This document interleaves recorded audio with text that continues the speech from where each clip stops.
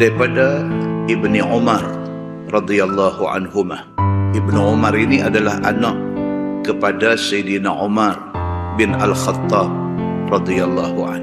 Kata anak Sayyidina Umar, dia kata anna Umar bin Al-Khattab ajla al-yahud wan nasara min ardil Hijaz. Kata anak Sayyidina Umar bin Al-Khattab, dia kata bapa dia perambat ataupun halau orang-orang Yahudi dan Nasara daripada bumi Hijaz. Bumi Hijaz tu bumi Mekah Madinah.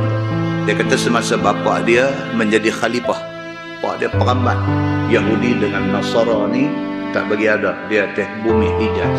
Kata dia wa anna Rasulullah sallallahu alaihi wasallam lamma zahara ala Khaybar.